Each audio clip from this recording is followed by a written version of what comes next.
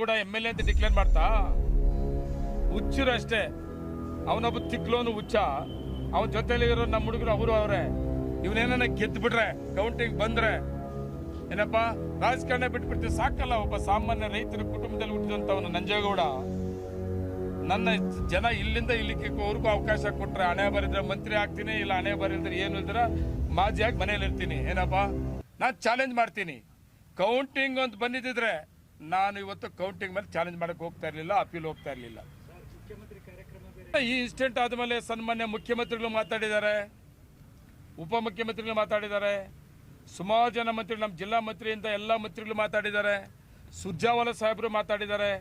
ಇದ್ರ ಮುಂದೆ ಏನು ನಾವು ಮಾಡಬೇಕು ಅನ್ನೋದ್ರ ಬಗ್ಗೆ ಈಗಾಗಲೇ ಚರ್ಚೆ ಆಗಿದೆ, ಲೀಗಲ್ ಒಪಿನಿಯನ್ ಆಗಿದ್ದು, ಲೀಗಲ್ಲು ಕೂಡ ನಾವು ಮಾತಾಡಿದ್ದೇವೆ. ಈಗೂ ಕೂಡ 3 ಗಂಟೆಗೆ ನಾವು ಹೋಗ್ತಾ ಇದ್ದೀನಿ, ಲೀಗಲ್ ಇದು ಮಾಡಿ ತಕ್ಷಣ ಇವತ್ತಿಂದ ಸುಪ್ರೀಂ ಕೋರ್ಟ್ ಪ್ರೋಸೆಸ್ ಏನಿದೆ ಸ್ಟಾರ್ಟ್ ಮಾಡ್ತಾ ಇದ್ದೀವಿ. ಮಂಜುನಾಥ್ ಗೌಡ ಕೂಡ MLA ಅಂತ ಡಿಕ್ಲೇರ್ ಮಾಡ್ತಾ ಹುಚ್ಚರು ಅಷ್ಟೇ. ಅವನೊಬ್ಬ ತಿಕ್ಲೋನು ಹುಚ್ಚ, ಅವನ ಜೊತೆಲಿ ಇರೋ ನಮ್ಮ ಹುಡುಗರು ಅವರು ಅವರೇ.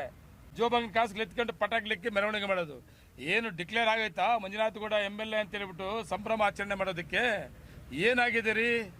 ರೀಕೌಂಟಿಂಗ್ ಮಾಡಿ ಅಂತ ಆಗಿದೆ ಅಪ್ಪ, ರೀಕೌಂಟಿಂಗ್ ಮಾಡಲಿ ಅಪ್ಪ. ನಾನು ಸೋತದೆ ಸಂಭ್ರಮ ಮಾಡ್ಕೊಂಡ್ರೆ ಎಲ್ಲರಿಗೂ ನಮಸ್ಕಾರ ಬಿಟ್ಟು ಮನೆಗೆ ಹೋಗ್ತೀನಿ ನಾನು, ಹೌದಪ್ಪ ಅಂತೇಳಿ. ಇನ್ನು ಏನೂ ಆಗಲಿ, ಇವಾಗ ಸಂಭ್ರಮ ಹುಚ್ಚರಾಗ್ಬಿಡ್ರಿ. ಅವೆಲ್ಲ ಅವ್ರ ಜೊತೆಲಿರೋಂಥವ್ರು ಆ ಥರ ಮಾಡ್ಕೊತಾರೆ ಅಷ್ಟೇ.